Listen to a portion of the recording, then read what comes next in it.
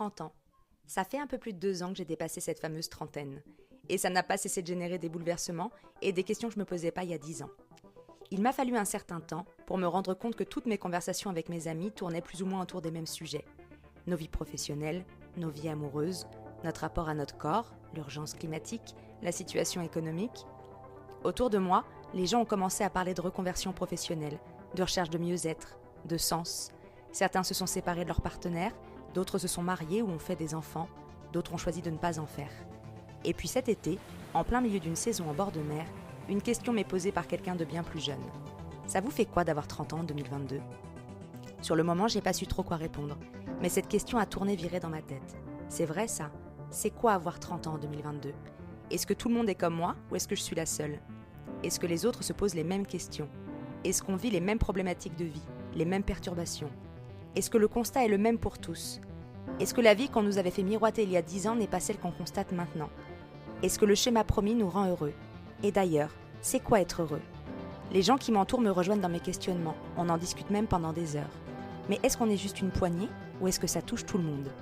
C'est en voyant que les gens de 20 ans n'avaient pas du tout mes préoccupations que toutes ces questions ont déferlé dans ma tête. Alors je me suis dit que pour en parler, pour se rendre compte qu'on n'était peut-être pas les seuls face à tout ce bordel actuel, le mieux, ça serait quand même d'aller en parler à ceux qui en parlent le mieux, c'est-à-dire les gens de 30 ans. Et c'est pour ça que je suis allée à la rencontre des gens dans mes âges, approchant de la trentaine pour certains, d'autres l'ayant un peu dépassé, mais pour savoir si on en était tous au même point, et comme pour faire un témoignage de notre génération. À nos 30 ans. À nos 30 ans. À nos 30 ans. À nos 30 ans. À nos 30 ans. À nos 30 ans. À nos 30 ans. Alors, on est dans un nouvel épisode de À nos 30 ans, et aujourd'hui j'accueille, Martine m'accueille chez elle, et donc c'est Martine, je te laisse te présenter. Salut, enchantée Lisa, moi c'est Martine. Je crois qu'on se connaît déjà depuis un bon bout de temps. On se connaît un peu. Je suis ravie de t'accueillir à la maison et me présenter, alors c'est un peu large. Hein. Déjà, il me faudrait ton âge.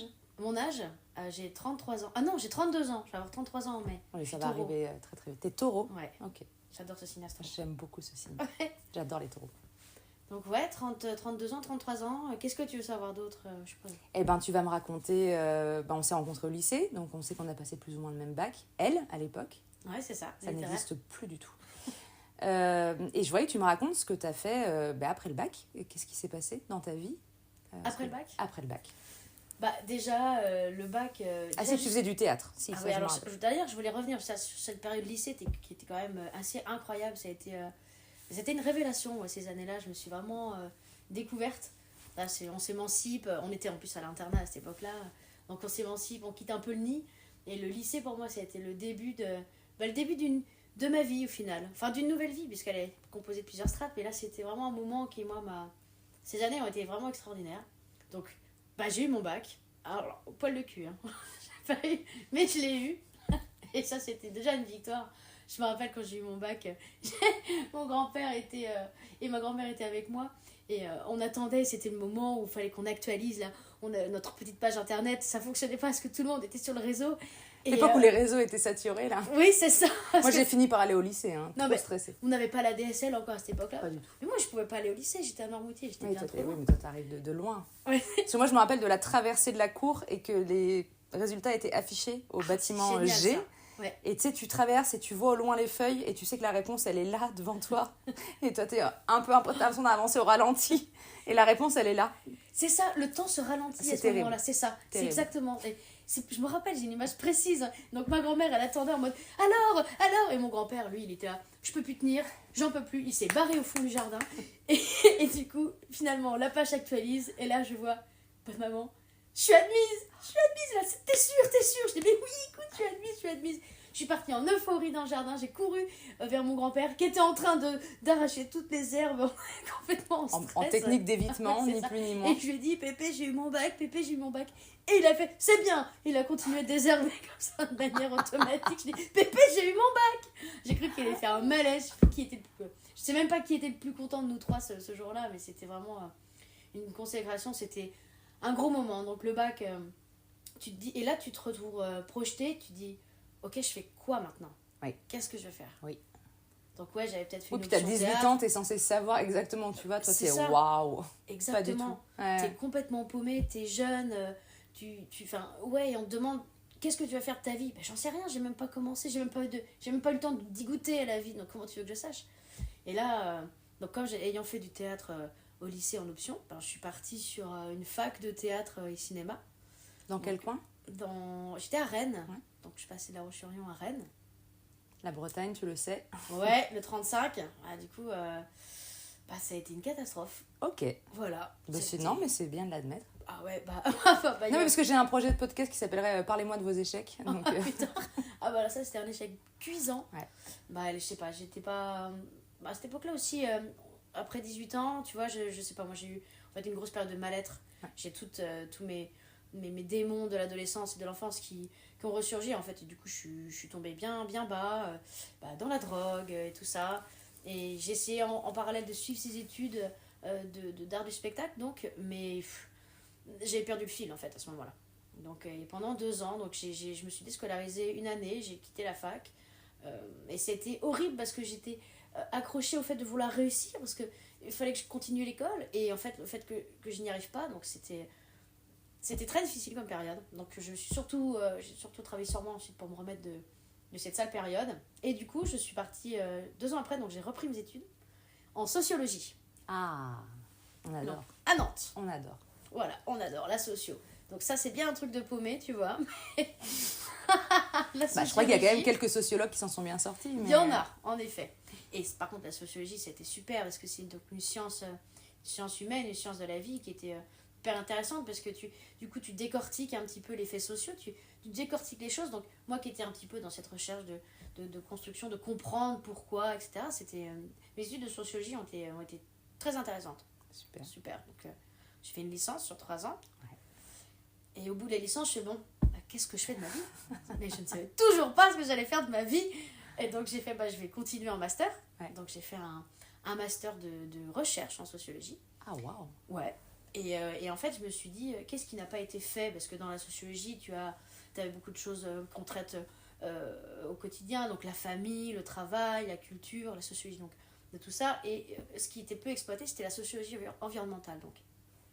Et donc, je me suis dit, allez, ok, je fais un master de recherche et j'ai travaillé sur l'eau. Donc, la saliculture, et puis ensuite, vraiment, quel était l'usage de l'eau au quotidien dans notre vie, la perception qu'on avait de tout ça. Donc, j'obtiens ce master. D'ailleurs, le jour où j'ai obtenu mon master, c'est pareil, mon grand-père et ma grand-mère m'attendaient à la sortie de mon oral. Toujours présents. Toujours présents, les grands-parents en mode alors.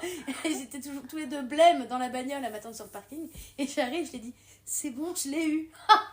Alors pareil, mon grand-père, j'ai cru qu'il allait me faire un malaise. Et t'as trouvé ça difficile ou pas? De quoi? De l'obtenir? Ouais. Non, finalement, non. Non, ok. Enfin, je dis ça. Non, si, ça n'a pas été si évident en fait. C'est un peu comme quand tu stresses pour le bac et une fois que tu l'as, tu te dis attends, ouais, c'est que dalle. Maintenant, je l'ai eu, c'est facile. Voilà. Mais non, au final, non, c'était très difficile. Parce que je tombais sur une enseignante qui avait aucune confiance en moi. En recherche, je suis drivée par un professeur. Et ce professeur m'a complètement détruit. Il m'a dit, c'était une femme d'ailleurs. Elle me disait, mais comment tu... Enfin, je sais même pas comment le dire, mais... Elle me disait, tu n'as pas ta place en recherche, tu sais pas rédiger, tu sais pas construire une idée. Enfin, elle me disait vraiment, moi je doute de vos capacités. Wow. Ah oui. Et elle a failli me faire redoubler une année. Alors qu'au final, aujourd'hui... Il y a des gens désagréables. Oui, c'est ça. Alors, c'était très difficile de ce que tu dis, qu'est-ce que je fais? Est-ce que... Enfin, déjà, tu sais pas où est ta place, tu sais de te la construire, et quelqu'un te met des bâtons dans les roues, mais tu y vas quand même. Puis au final, j'étais là, mais je vais lui prouver, moi, que je peux le faire. Puis je l'ai fait. Ouais. Donc, jackpot. Bravo. Merci. Ça a été une première étape. Et d'ailleurs, quand j'ai eu mon master, ce premier master, c'était vraiment l'aboutissement de temps. Je me suis sortie de la drogue, j'ai repris les études, j'ai réussi, j'ai eu un master. Ouais. Et ce jour-là, quand je l'ai eu, mon master, j'ai arrêté de ronger mes ongles. Incroyable. J'ai des ongles, regarde. Incroyable. Ils sont très beaux. Je le constate, je le dis aux auditeurs, ils sont très beaux. Et j'ai des ongles. Tu vois, incroyable. Je peux ouvrir des opercules. Je peux Est-ce que c'est pas le but de toute une vie? Ouvrir des opercules. Absolument. En tout cas, c'était quelque chose... Enfin, tu vois? Ouais. Mais après ça, la question existentielle qui revient, qu'est-ce que je fais avec ça? Qu'est-ce que je fais de ma vie? Qu'est-ce que je vais faire de moi? Excusez-moi, bonjour, j'ai un master. Voilà. De recherche en sociologie environnementale. Tout le monde s'en branle. Oui. Qui s'en branle? Moi. Super. Et donc, je me suis dit, je vais devoir continuer. Oui. Et je me suis dit, qu'est-ce que je peux faire? Et là, mon grand-père, Je lui dis, Pépé, voilà, qu'est-ce que je fais avec ça maintenant? Il fait, qu'est-ce qui est à la mode en ce moment? Qu'est-ce qui se passe là en ce moment? Il me fait, c'est l'environnement. Il y a des choses à faire. Et je lui dis que je veux être utile à la société et puis servir à quelque chose et avoir un métier qui a de l'avenir. Voilà, c'est ça que je lui ai dit. Il me fait, l'environnement. Et je lui ai dit, mais t'as raison. Et donc, j'ai poursuivi dans cette quête-là, donc cette recherche en lien avec l'eau. Et j'ai fait un second master sur la gestion hydraulique à Gros Paris Technique. Ah ouais, donc double master. Ouais, c'est ça. Incroyable. Je l'ai passé en 1 an, par contre, ce master. Ok. Donc assez rapide. C'est pour ça d'ailleurs que je me suis T'as engagée réuni là-dedans. 2 ans de master en une seule En année? une année, ouais. Toujours à Rennes? Non, à Montpellier cette fois-ci. Ah, ça bouge. Ouais, ça Ok. bouge. Dans le sud, Et dans le sud, un ça peu de chante. soleil.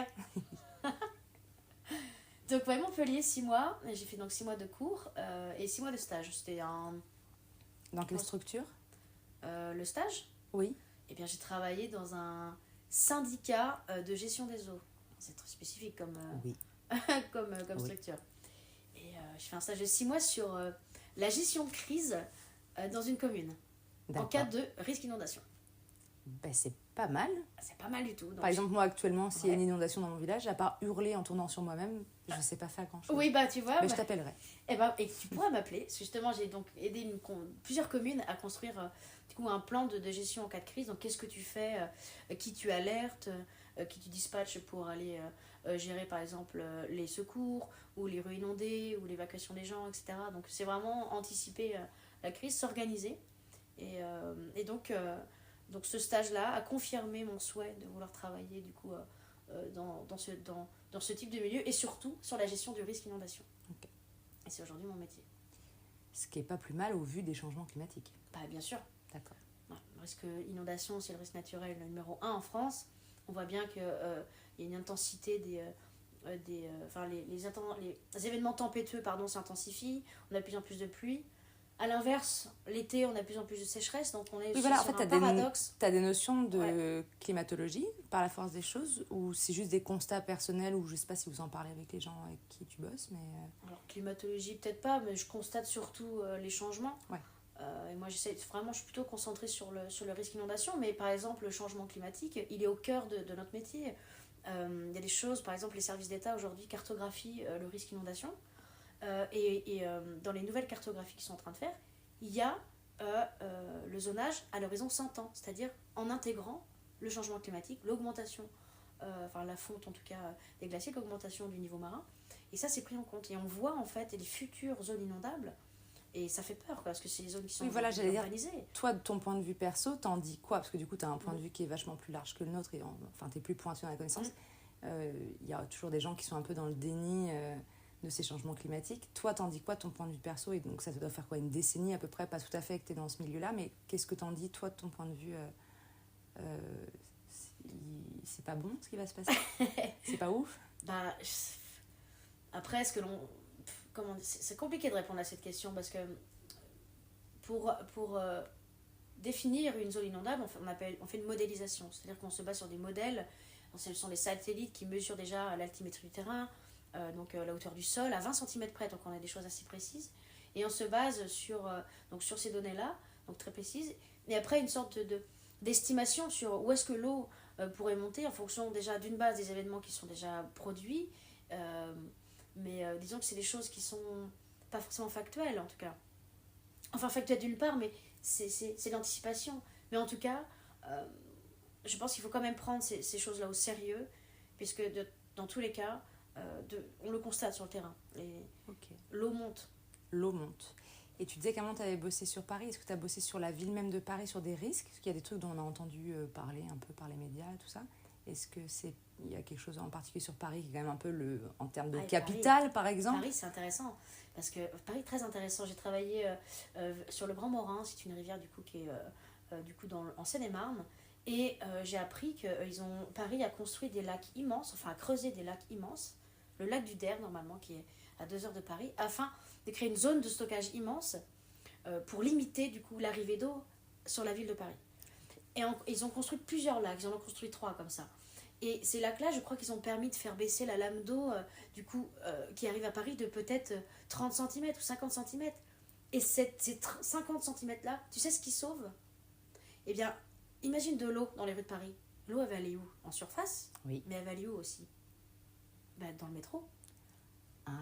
Si tu as de l'eau dans le métro, toutes les infrastructures, t'imagines l'impact des structures, si le métro devait être sous les eaux, donc ces 30 cm là, ils sont hyper importants parce Ça se joue à rien. Ça se joue à rien. 30 cm, c'est pas... Mais oui, c'est pas énorme. Ouais, ok.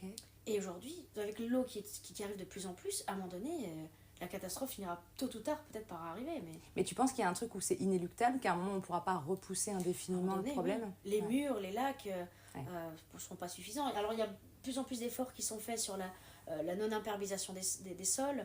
On essaie de planter des haies. Enfin, il y a des choses qui se mettent quand même en place. Il faut rester positif. Et ça, j'y tiens. Non, bien sûr. Mais moi, je me rappelle, nous, on est d'origine de la Vendée. Il y a quelques années, il y a eu Xynthia qui a fait pas mal de dégâts sur le département. Ouais. Et je me rappelle qu'il y avait justement... Les gens étaient surpris que les quelques dunes et tout ça qu'on avait fait n'avaient pas arrêté l'eau. Parce que c'était ça, Xynthia, c'était une tempête qui était violente et qui avait fait que les vagues avaient déferlé sur des villes, entre autres l'Aiguillon, tout ça, la Faute-sur-Mer, où il y avait eu même des gens qui étaient malheureusement décédés. Et on s'était rendu compte de notre tout petit rôle et qu'en fait, ce qu'on avait essayé de mettre en place, alors il y avait malheureusement des maisons qui étaient construites, c'était pas aux normes, tout ça, ça aurait pas dû être aussi près. Mais justement, ça avait déjà donné un aperçu de la force de l'eau et que peu importe ce qu'on met un peu en place, quand ça jaillit de partout... Tout à fait, c'est des tempêtes comme ça, comme Xynthia, qui ont impulsé en fait aussi l'évolution des politiques publiques. En fait, c'est d'ailleurs une directive européenne qui a impulsé cette prise de conscience et de nouvelles politiques publiques qui ont obligé en fait les communes à se préparer, et puis aux gens à prendre, enfin pas les gens pardon, mais les politiques publiques vraiment nous ont obligés à prendre conscience, à gérer en tout cas la montée de ce risque.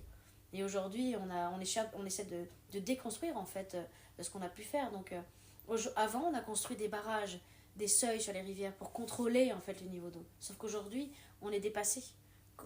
Il y a des petits cours d'eau qui coulent à peu près à 20 cm par an et ça peut devenir des torrents, inonder des collèges. Ça, je l'ai vu du coup à Paris, il y a un collège qui a été inondé de 2 mètres d'eau alors que le cours d'eau à côté était tout petit. Et d'un coup... ça a pris des proportions. Voilà, c'est ça. Donc, et puis je crois qu'il y a un truc où c'est le propre de l'être humain d'attendre toujours un peu le drame aussi pour qu'il y ait une réaction politique. Et voilà, mon boulot c'est d'éviter le drame et d'être en anticipation. Agir, exactement, avant. Mais c'est difficile, mais ça se fait. Non, puis c'est bien, ça remet l'humain à sa place. Ouais, c'est ça. bien, on c'est est pas tout mal. petit face aux éléments. Et du coup, je vais repartir sur complètement autre chose. On va repartir un peu plus sur toi et sur tout ce que tu fais qui est super incroyable. Super incroyable. Super incroyable, ça. Attends, moi j'ai vraiment 8 ans dans mes choix d'adjectifs.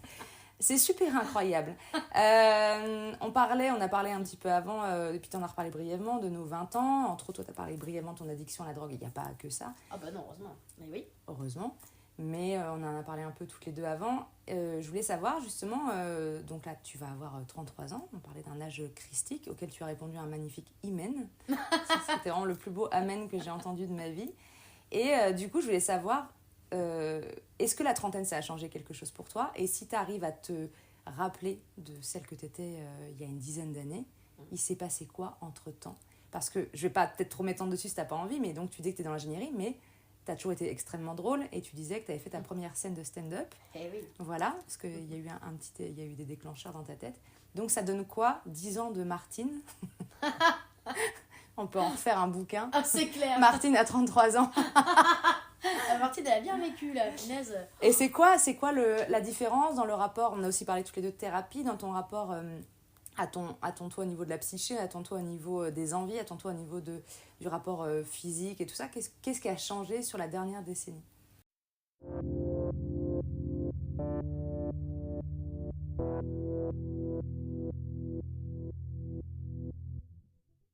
Punaise, ta question elle est très très vaste. Elle est très large, évidemment. C'est toute une vie pour y répondre. Hein.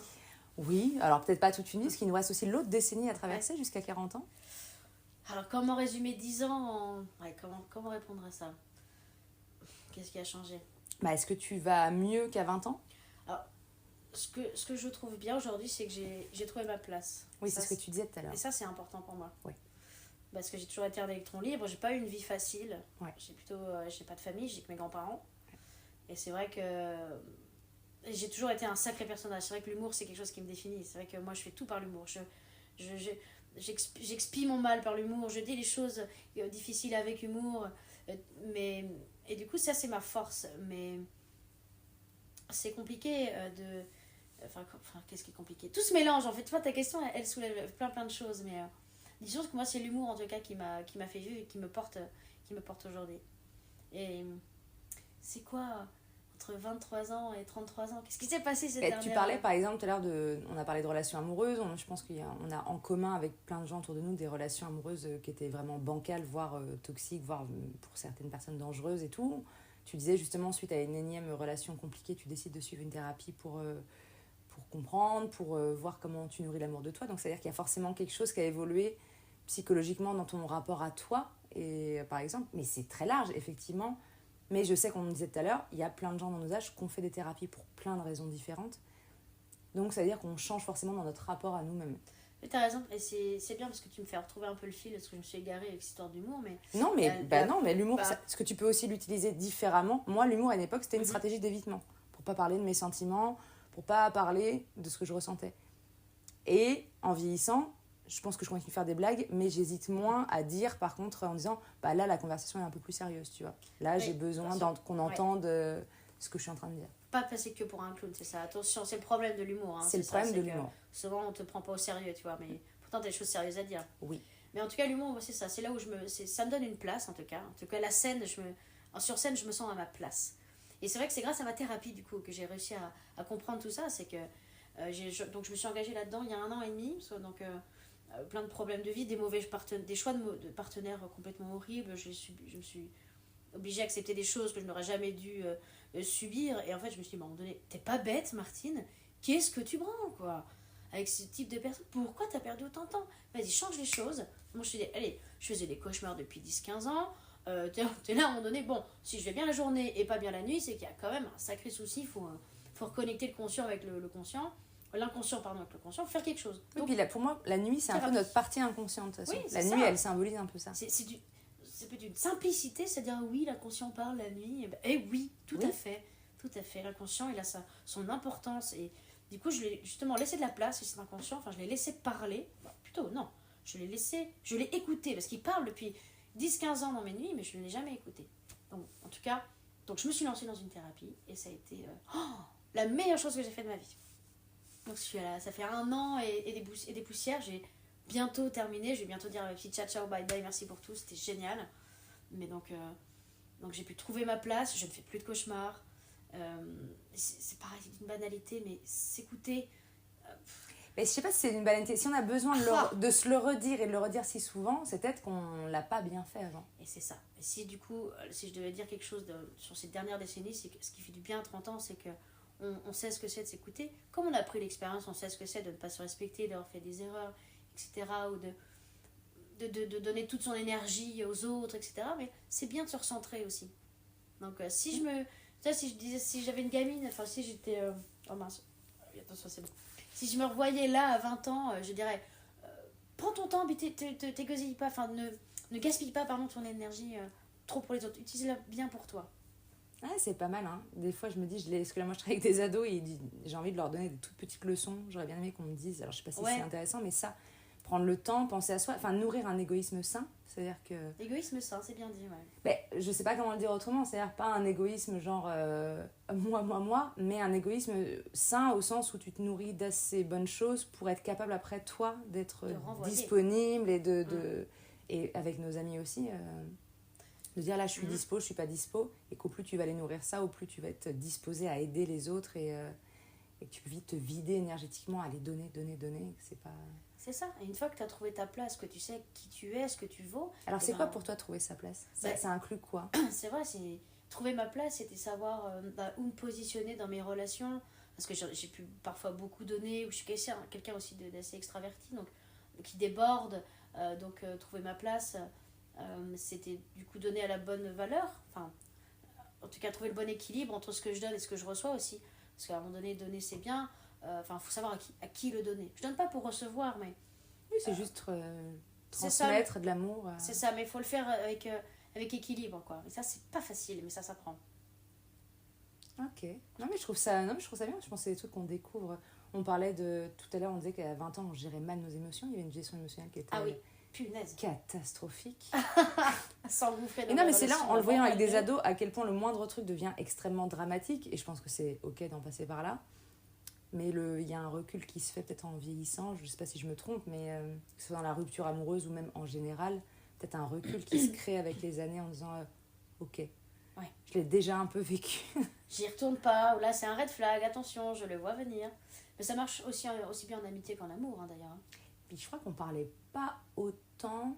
On parle beaucoup de toxicité actuellement dans les relations amicales ou amoureuses. Et Et peut-être. familial d'ailleurs aussi. Et oui. Et peut-être que c'est bien, justement. Peut-être qu'on a nourri à une époque des relations avec plein de gens qui étaient pas très soutenantes, quoi. Qui étaient pas. Je sais pas si moi je me trompe, mais moi j'ai l'impression d'avoir été plus enfin pas dans le tri, mais le tri s'est fait un peu tout seul, quoi. Et d'être plus. Les red flags, on avait quasiment le même âge, on parlait pas du tout de ça. Moi, mes élèves, elles sont totalement conscientes de ça.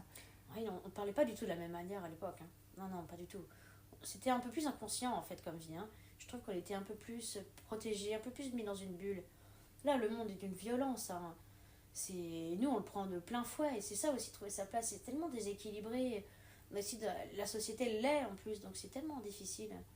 Puis d'être quelqu'un de spécial aussi dans le monde aussi normé qu'aujourd'hui, c'est pas facile. Moi, je sais que je suis quelqu'un d'un peu spécial.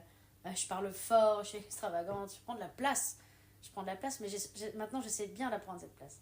Ah bah il faut. Mais c'est compliqué. Et justement, je trouve que... Alors, je prends beaucoup de place, mais j'essaie de la prendre pour aussi la donner aux autres. C'est-à-dire que je vais dire des choses très fortes, je vais parler très fort, mais pour un peu décontracter, casser casser la glace.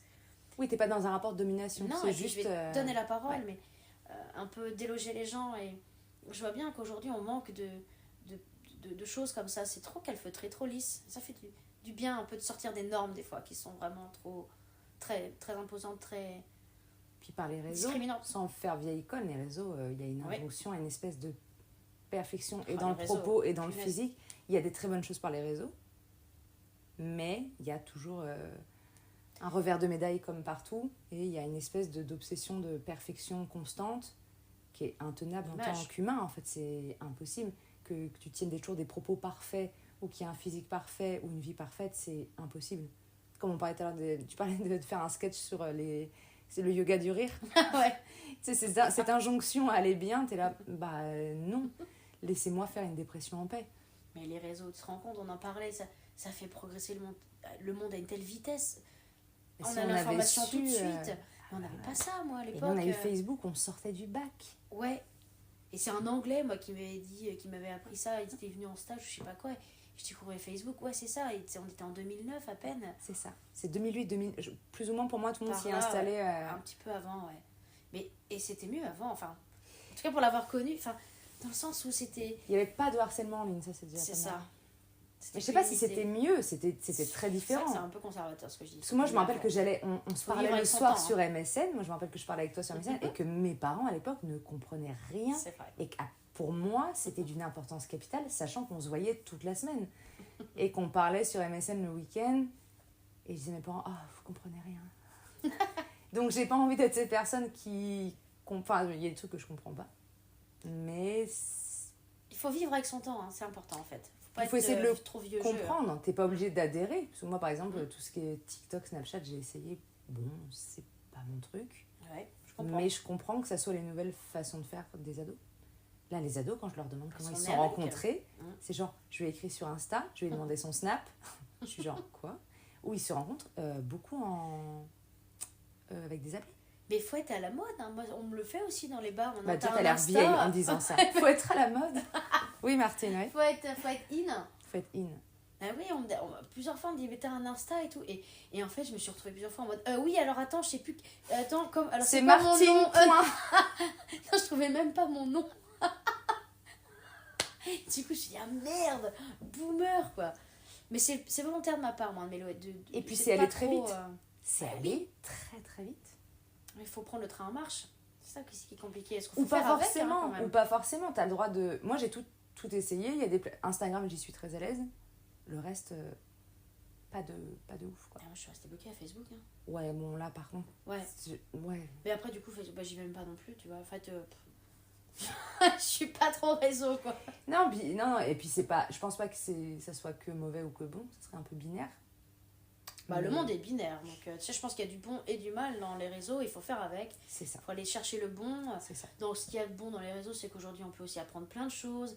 Il y a des messages qu'on peut divulguer, il y a de la haine, mais il y a aussi de la protection, il y a de l'amour. Donc Oui, puis des messages, Donc, entre c'est autres. bien. Là, on parlait faire sur avec, les faut red faire. flags, sur le féminisme, par exemple. On sait Oui. que le MeToo est arrivé par Internet, ce mouvement-là, et c'était nécessaire. Ça a permis à plein de filles de parler de plein de trucs. ce qui est bien, il y a un nouveau mouvement là où elles balancent maintenant les jeunes filles quand elles n'ont pas pu porter plainte, etc. Elles montrent le visage de leur agresseur. Oui. Et tu te dis, waouh, c'est d'une puissance, c'est bien, ça permet de. Ça libère la parole. C'est ça. Mais d'un côté aussi de la question de présomption d'innocence, ça peut aussi peut-être amener à de fausses situations. Heureusement, c'est à la marge. Mais du coup, une chose bien en entraîne forcément aussi une moins bien. Je crois que c'est le principe de chaque invention un peu cool ou chaque truc. Mais en tout cas, heureusement qu'il y a ça, et ça c'est chouette. Ça c'est une belle victoire. Comme tout, ouais, ça a permis des libérations de parole. Et je me demande comment ça aurait été si on avait été au lycée avec ça. Si on avait été avec les réseaux. Eh ben, tu sais quoi? Si, très bonne question. Moi je me suis dit, mais en fait, qu'est-ce qui s'est passé à notre époque? Et j'ai réalisé en fait, des agressions on en a connues quand même finalement.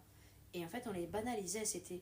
Pas banalisé, pas à l'aise. En fait, on savait que c'était pas bien, mais on n'en parlait pas. Quoi. Ouais, c'est ça, c'est intériorisé. Et donc, je me suis dit, mais j'en ai subi, en fait, plus que je ne l'avais réalisé. Ouais. Et même nous, du coup, ça fait prendre conscience, en fait. Oui, complètement. Ouais. Moi, là, je vois des jeunes filles, je suis très contente qu'elles aient conscience que, en tout cas, dans le cas d'agression sexuelle, qu'une main au cul, tout ça, elles savent que c'est pas OK, elles se défendent mutuellement. Je pense pas que c'est pas qu'on se défendait pas mutuellement, mais on passait vite ça sous le tapis, quoi. Enfin, c'était... d'agression avec, c'est de toute façon le mec on n'aurait jamais rien pu faire, puis c'était peut-être de notre faute, c'est ça. Ouais, on justifiait facilement ça c'est bien que c'est changé, hein. Ça c'est chouette, ça change. Et il y a une espèce de sororité qui se crée, moi je vois, entre certaines filles, de se soutenir, de se croire, de s'entendre, de s'écouter, qu'on n'avait pas forcément.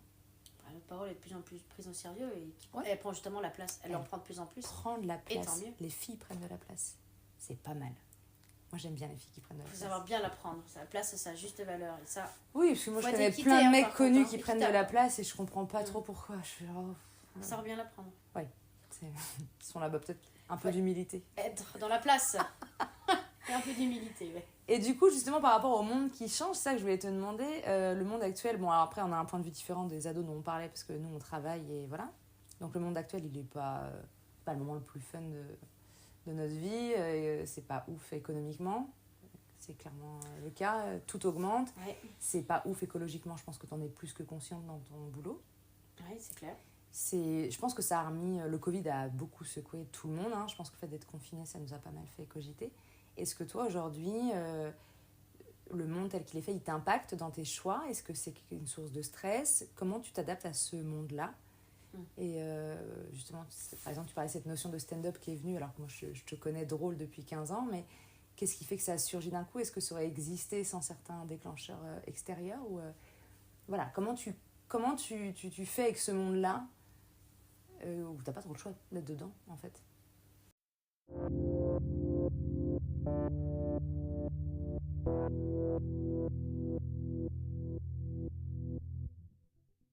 Comment je fais avec ce monde-là? C'est ce que je disais tout à l'heure, on évoquait, moi le temps, la notion du temps me fait, elle est vachement prégnante, je trouve, tout va vite avec les réseaux, les modes de transport en commun, pas en commun, les modes de transport tout court, et je trouve que tout va vite, on a l'information très vite, on a beaucoup d'informations, et le temps, on passe 8 heures au travail, moi j'ai 2 heures de trajet, donc du coup je passe 10 heures à travailler, ensuite du coup j'ai 4 heures pour moi le soir, et puis j'ai passé 1 heure à cuisiner, mais j'ai passé aussi 1 heure à faire les courses, et du coup j'ai passé une demi-heure à courir, du coup maintenant j'ai une demi-heure pour lire mon bouquin, dormir, parce qu'il faut que je dorme 7 heures, et après je me lève à quelle heure? Je me lève, putain, voilà, moi du coup faire avec le monde d'aujourd'hui c'est difficile, parce que le temps file à une vitesse. Mais techniquement, il file au même temps. C'est pareil qu'avant. Mais tu vois, quel est le connard qui a défini ce que c'était une seconde, une minute, une heure, une journée, une semaine, un mois? Pourquoi est-ce qu'on a... Il y a un grand sketch de Roman Frécinet là-dessus sur la découpe du temps qui n'a aucun sens. Mais putain, mais c'est ça.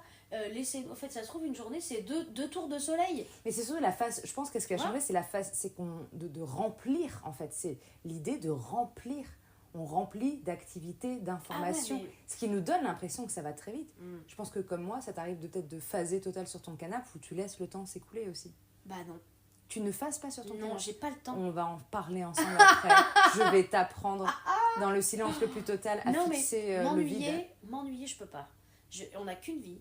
Et ça, pour moi, ça c'est hyper important. On n'a qu'une putain de vie. Oui, mais l'ennui, ça fait partie de la vie. C'est là qu'il y a des trucs oui, mais qui je peux m'ennuyer sur un canoë au milieu de l'eau, par exemple. Je peux m'ennuyer... Ah oui, c'est une histoire de contexte après. Ah oui, mais je vais pas m'ennuyer dans un canapé. Je ne peux pas m'ennuyer dans un canapé. Je ne sais pas faire ça.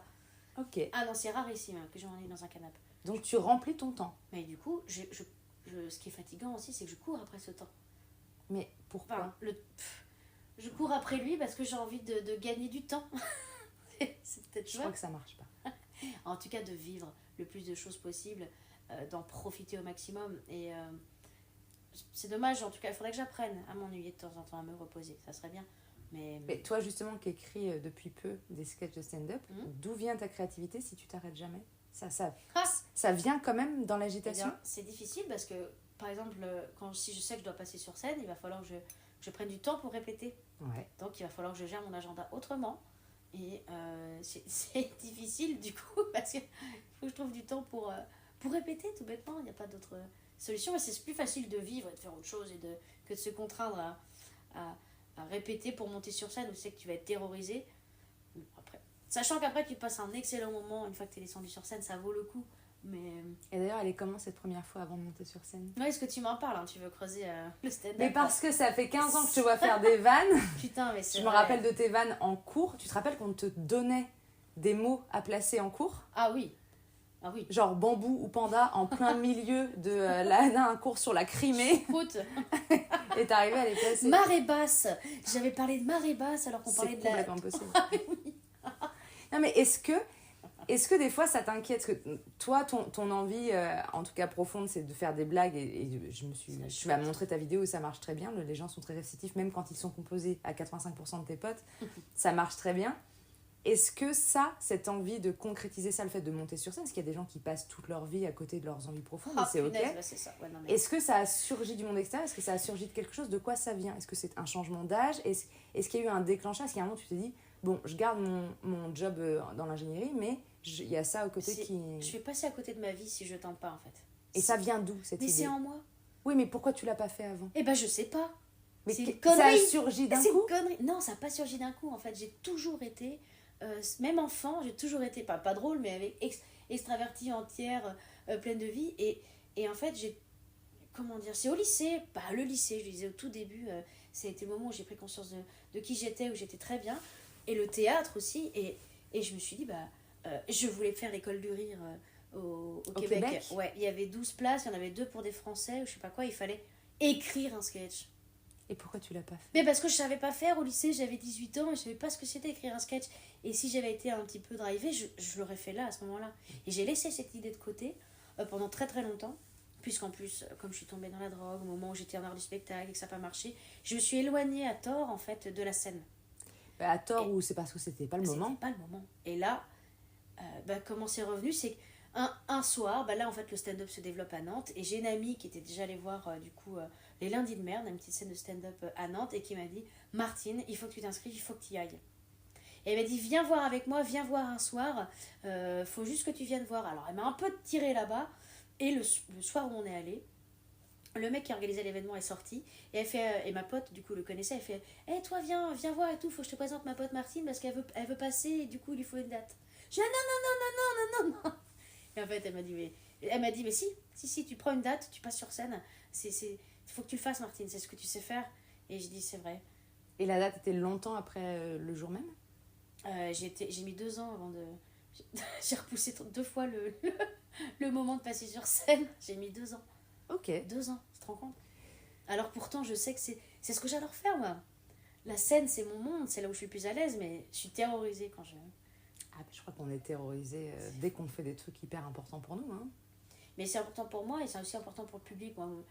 De faire rire aussi, c'est vraiment une catharsis, une manière de se purger, de manière... Il y a des choses qu'il faut dire aussi parfois avec l'humour on peut le faire. Attention, on ne peut pas tout dire bien sûr. Hein.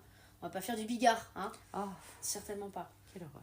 Mais Il dit rien, lui. Hein. c'est une manière aussi de dénoncer parfois les choses. Et ça, je m'en sers au quotidien. Donc vraiment... Et ça serait envisageable à terme de faire des trucs d'1 heure, quoi. Ah oui, j'aimerais bien. Il faut que je trouve le courage de le faire. Et j'arrêterai l'ingénierie, je laisserai ça de côté. C'est un métier qui est rigide, calfeutré, il faut être organisé. Alors c'est bien, hein, mais... C'est pas ce que t'es. Bah, pas vraiment, ouais. Okay. Donc il va falloir que je le fasse. Donc la trentaine, c'est la décennie de la réalisation de l'envie profonde, quoi. Bah, maintenant j'ai conscience de ça. Je sais que j'ai mon métier plan-plan, je peux continuer jusqu'à ma retraite comme ça, où je sais que je peux faire ça. En fait, j'ai conscience du choix que je dois faire pour ma vie. C'est une de pas de doigt, là, Ouais, c'est ça. de ta vie. Allez, je prends quel côté. Ouais. Mais c'est vrai que là, on en a conscience à 30 ans. Tu m'en dis ça à 20 ans. Je t'en dis, moi, je vais au bar, on va boire une bière et on en reparle plus tard. C'est ce que je me disais le jour, il y a des élèves qui bossaient de ouf et je me disais, putain, mais alors là, je fumais des pétards, quoi. Enfin, Ouais. je m'en fous. Enfin, c'est pas que je m'en foutais, c'est que la vie, c'était tellement loin, quoi. On n'est pas conscience qu'on était en train de commencer à construire notre vie. Enfin, Oui, mais il y a des gens, t'as l'impression qu'ils ont conçu leur vie. Je vois beaucoup d'interviews d'artistes qui disent, ah ben moi, je savais que je voulais faire acteur oui, à 18 ans. Et moi, je suis là, oh waouh. Ah, oui. Alors, moi, du tout. 18 ans, c'était avoir mon bac, partir à la fac et boire un max de bière moyenne dans des bars moyens. Et pas du tout cette conscientisation, en tout cas, de carrière, quoi. Ouais, je comprends mieux pourquoi tu m'as posé la question comment t'as su, comment tu sais. Et est-ce que ça a popé d'un coup? Parce que quand on en a parlé, on avait déjà toutes les deux la trentaine et moi je trouvais ça trop chouette. Mais t'as raison, si ça a popé d'un coup en fait. C'est quand ma pote m'a dit tu peux faire du stand-up et là j'ai fait oh mais j'avais complètement oublié cette idée du lycée. Je dis ah mais oui c'est vrai. Enfoui ce truc ouais, ah loin. mais oui c'est vrai. Okay. Ah oui j'avais oublié. Et du coup je fais bah vas-y je fais. Bah, du coup j'ai accepté quand elle m'a dit prends inscris-toi. Je dis bon bah vas-y oui c'est vrai. Ouais. Je tente. Et puis si je tente pas je le regretterai toute ma vie. Oui. Et il va rien se passer. Bah oui, enfin si, du coup il s'est passé plein de choses, mais... Bah oui, mais rien de grave puisque t'es là. Ah ouais. Et du coup aussi l'autre question que je voulais te poser, tu disais que tu t'aimerais toi avoir des enfants. Est-ce que le monde, je pose souvent ces questions à des gens qui ont envie d'avoir des enfants ou qui en ont, est-ce que justement, en plus toi t'en es proche, l'état écologique de la planète, c'est quand même quelque chose qui te reste en tête dans le fait de devenir mère, de mettre au monde ou en tout cas, ou peu importe. L'impact écolo d'un gosse quoi. Oui, enfin, et puis même le monde dans lequel tu les envoies, c'est-à-dire en ayant... Contrairement à nos parents qui avaient certainement aucunement conscience de plein de choses, hein, moi je pose souvent la question à mes parents, ils me disent dans les années 90 on n'en parlait pas du tout. Ouais. Est-ce que toi par contre, on ne peut pas du tout nier qu'on est une génération qui sait qu'on ne va pas vers le mieux. Est-ce que ça, t'y penses au moment où tu auras des enfants? Alors ouais, il y a plein de choses, c'est que déjà je me dis, il y a donc, plus en plus de gens autour de moi qui ne veulent pas d'enfants. Donc si moi j'en fais un déjà, du coup ça va rééquilibrer. Ça va, je peux en faire un, du coup vu que personne n'en fait. Ça vous dérange pas? Puis au moins j'aurai plein de tatas et du coup voilà, donc je me dis bon, ça c'est pas mal. Et après par rapport du coup au monde dans lequel on est, je suis quelqu'un de très optimiste hein, et je pense, de par mon métier notamment, d'ailleurs mon métier c'est aussi de protéger les gens, d'améliorer, de réparer les rivières, de faire tout ce qu'on peut pour améliorer les choses. Alors si je suis obligée d'y croire. Donc si j'ai un enfant, alors c'est aussi pour faire de pondre un être humain, mais en faire quelqu'un de bien, qui lui aussi du coup pourra soigner le monde, pourra faire des bonnes choses. Alors oui, il y a un impact, la question de la démographie, de comment on nourrit la planète, etc. J'en mettrai un de plus, oui, mais c'est aussi pour apporter quelque chose. Et après aussi au niveau personnel, c'est aussi donner de l'amour, créer une famille, créer un univers rassurant, etc. Mais c'est un ensemble, en tout cas je le vois comme un tout. Je suis pas à l'abri après de faire un psychopathe hein, parce que ça peut arriver, mais en tout cas il faut si un fourniret par décennie. Moi je le vois comme quelque chose qui pourrait apporter quelque chose de bien. Ouais. Faire une génération consciente, ouais c'est ça. Okay. Une bonne personne, ça peut se faire hein. Okay. Bah, c'est totalement envisageable. Souhaite, hein, oui, on va souhaiter ça. Et du coup pour terminer, j'en ai parlé au tout début, de toutes ces expériences de relations amoureuses, de relations professionnelles, enfin de vie pro, de prise de conscience, d'envie, tout ça. Est-ce qu'il y a quelque chose, alors surtout en plus, si tu fais vraiment, et je l'espère et j'ai envie que tu continues dans le milieu du stand-up, qui est un milieu assez, malgré tout, stressant et tout ça, est-ce qu'il y a un leitmotiv de vie, une pensée de vie, ou une leçon que tu as appris en cours de route qui te sert aujourd'hui pour éviter de tomber dans des états d'anxiété? Est-ce qu'il y a quelque chose qui te donne du recul sur la vie ou qui te permet de tenir pour avancer? Est-ce qu'il y a quelque chose qui t'a marqué ou quelque chose que tu as appris sur toi-même tout simplement?